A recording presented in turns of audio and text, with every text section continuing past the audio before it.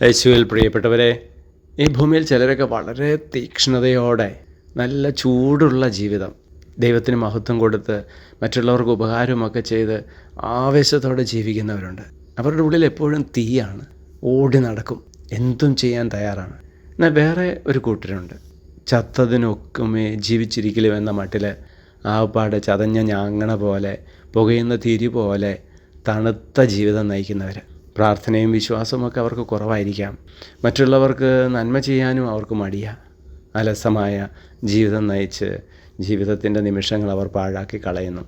പ്രിയപ്പെട്ടവരെ, നമ്മൾ ഇതിലേതെങ്കിലും ഒരു അവസ്ഥയിലാണെങ്കിൽ കർത്താവിന് ഇടപെടാൻ പറ്റും.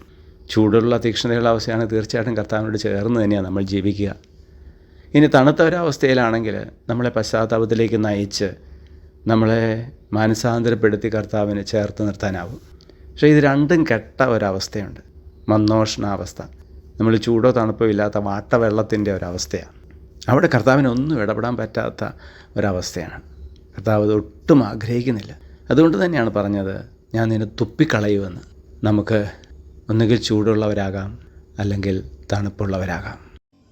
ഞങ്ങളുടെ രക്ഷകനും നാഥനുമായ ഈശോയെ, അങ്ങ് ഞങ്ങളെ സമൃദ്ധമായിട്ട് അനുഗ്രഹിക്കുമാറാകണമേ, ഇപ്പോഴും എപ്പോഴും എന്നേക്കും. ആമേൻ.